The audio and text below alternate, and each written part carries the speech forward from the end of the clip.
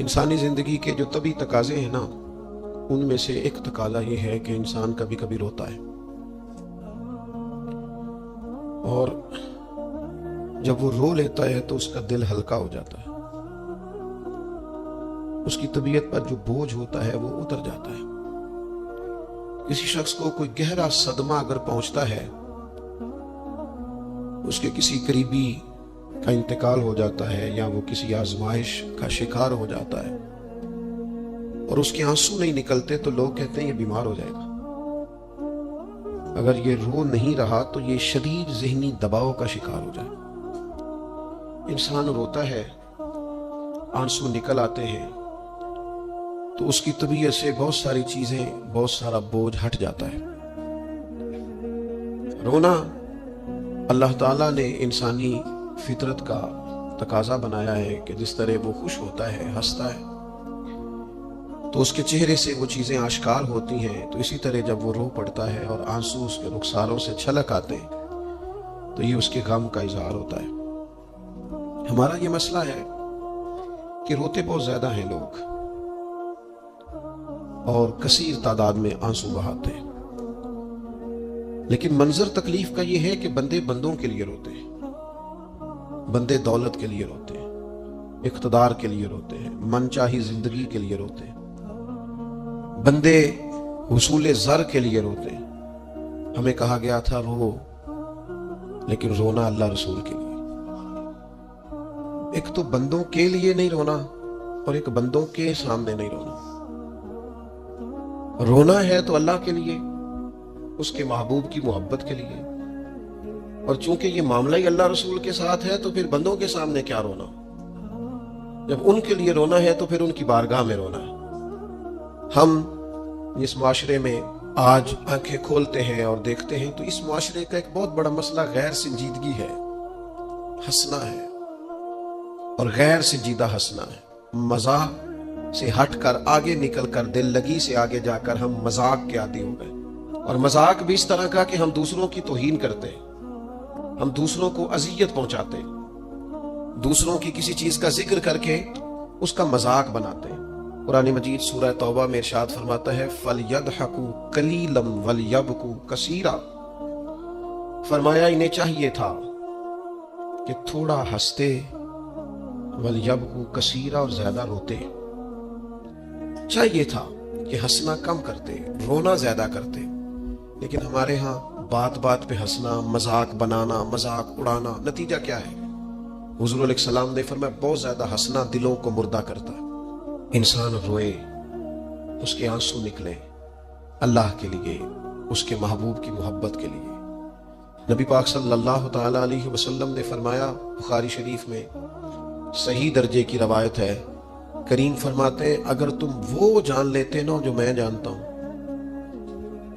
اگر تمہیں اس کا علم ہوتا نا جس کا مجھے علم ہے، تو فرمایا تم رویا کرتے، تمہاری کیفیات اور ہو جاتی۔ بعض اوقات کچھ لوگ غیر سنجیدگی کا مظاہرہ کرتے ہیں، ہنستے ہیں، شغل بناتے ہیں، بہت سارے کام ایسے ہیں، بہت سارے فیوز و برکات ایسے ہیں جو انہیں ملنے ہوتے ہیں، نہیں مل پاتے، تو وہ غیر سنجیدگی طبیعت کی، لہجے کی غیر سنجیدگی، ان سے وہ فیوز و برکات اٹھا لیتی۔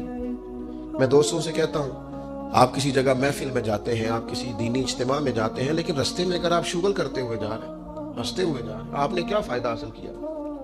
آپ جہاں بھی جا رہے ہیں، موبائل آپ کا آن ہے، موبائل دیکھ رہے ہیں، موبائل چلا رہے ہیں، موبائل ہی چل رہا ہے، تو آپ نے کیا سنجیدگی حاصل کی؟ پایا کیا؟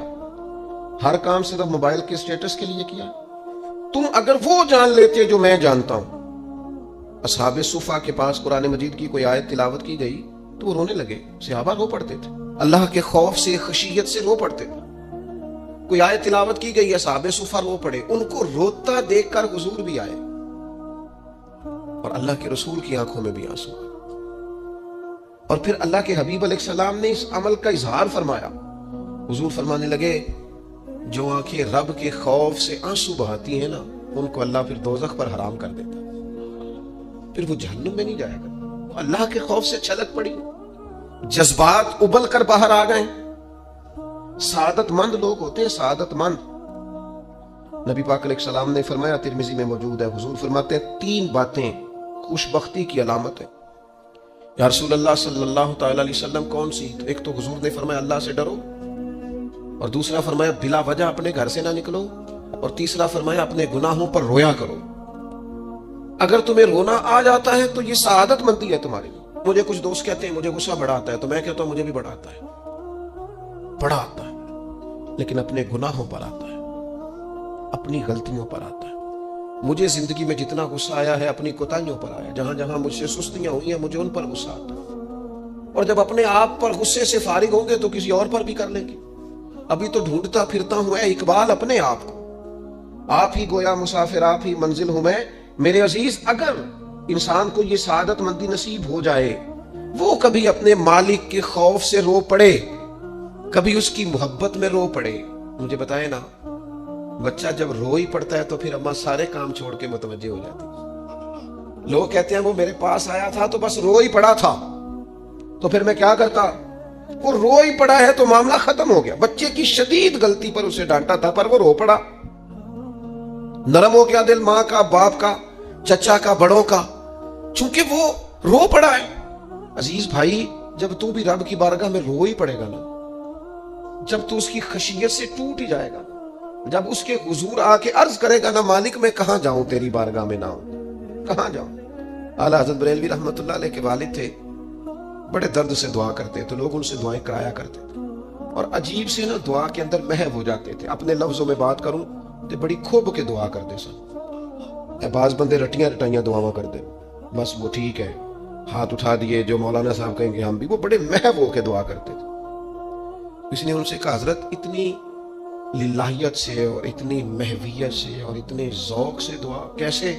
فرمانے لگے میں نے اپنی بیوی سے طریقہ سیکھا۔ سیکھنے والے سبھی جگہ سے سیکھتے، اپنے بچوں سے بھی سیکھ لیتے، اور جن کا خیال ہونا ہمارے پاس کل عقل آ گئی ہے، وہ بیچارے عقل کو خیر بات کہہ دیتے ہیں۔ جن کو سارا ہی پتہ ہے انہیں کچھ پتہ نہیں۔ کہتے بیوی سے سیکھا ہے دعا مانگنے کا طریقہ۔ حضرت وہ کیسے؟ فرمانے لگے اسے کوئی کام تھا مجھ سے، کوئی گھر کا خرچہ تھا، اس نے بتایا خرچہ، میں نے اسے کہا ابھی میرے پاس پیسے نہیں ہیں، آتے ہیں تو دوں گا۔ 2-4 دنوں کے بعد پھر اس نے کہا، میں نے کہا تھا گھر کے خرچے کے لیے کچھ پیسے، تو فرماتے ہیں میں نے کہا ابھی میرے پاس نہیں ہے، آتا ہوں تو دیتا۔ عورتوں کی عادت ہوتی ہے بار بار یاد کرانا، کہتے اس نے پھر یاد کرایا، وہ میں نے گزارش کی تھی کچھ پیسے چاہیے، فرماتے مجھے غصہ آ گیا۔ میں نے کہا تم کیا روز ایک ہی بات کرتی ہے، تجھے کہا ہے نا ابھی پیسے نہیں ہیں، آتے ہیں تو دے دوں گا۔ ہر روز یاد کرانے کا کیا مطلب ہے؟ ایک ہی بات کا رٹا لگایا، پیسے چاہیے، پیسے ٹھیک ہے، خرچ ہے، آپ ٹھیک کہہ رہی، پر ابھی نہیں میرے پاس۔ کہتے میں نے ڈانٹ دیا۔ سعادت مند خاتون تھی، حوصلے سے ڈانٹ برداشت کی۔ تو کہنے لگی غلطی ہو گئی، مجھے نہیں بار بار کہنا چاہیے تھا، آپ تو ناراض ہی ہو گئے، لیکن ایک بات یہ کہنی تھی کہ آپ ہی میرے شوہر ہیں، میں آپ سے نہ کہوں تو پھر کس سے جا کے کہوں؟ آپ سے ہی کہنا ہے نا، میں نے، آپ ہے نا میرے سر کے تاج، تو کس سے اور کہوں؟ میں اور کسی سے کہوں؟ شیخ فرماتے ہیں میرے ہاتھ میں کچھ چیز تھی، ہاتھ کانپا، وہ چیز گری، چھم چھم میرے آنسو ٹپکے، چھم چھم میں رو پڑا۔ تو خاتون کہنے لگی آپ کیوں روئے، کیا ہوا؟ تو فرمانے لگے مجھے تو رب سے مانگنے کا طریقہ تو نہیں سکھا دیا، جب میں اس کی بارگاہ میں عرض کروں گا نا مالک بڑے دروازوں پہ گیا ہوں کوئی نہیں میری سنتا، بڑے درد کے ساتھ میں نے کہا ہے پر فریاد کو کوئی نہیں پہنچا، اے اللہ تو ہی میرا رب ہے، پھر تجھے نہ کہوں تو کس کی بارگاہ میں جا کے کہوں؟ میں بیمار ہوں اور شفاؤں کے لیے ترس گیا ہوں، میں مقروض ہوں اور جان چھڑانے کے لیے ترس گیا ہوں، میں کمزور ہوں اور سعادت پانے کو ترس گیا ہوں، میں بے کیف ہوں اور سجدوں کی لذت کے لیے بے چین ہو گیا ہوں، میں بے کیف ہوں اور چاہتا ہوں میرا قرآن پاک کی تلاوت سے دل لگے، پر مالک جب توفیق تو دینے والا ہے تو پھر تجھ سے نہ کہوں تو میں کس سے جا کے کہوں؟ نبی پاک صلی اللہ تعالی علیہ وسلم نے فرمایا 2 آنکھیں دوزخ میں نہیں جائیں گی۔ یا رسول اللہ صلی اللہ علیہ وسلم اتنا کرم، وہ 2 آنکھیں کون سی ہیں؟ فرمایا ایک وہ جو اللہ کی راہ میں رات جاگتی رہی، کسی سرحد پر پہرا دیا، کوئی ڈیوٹی کی، کوئی خدمت کی راہ خدا میں، جو آنکھیں بیدار رہی راہ خدا میں، دوزخ میں نہیں جائیں گی۔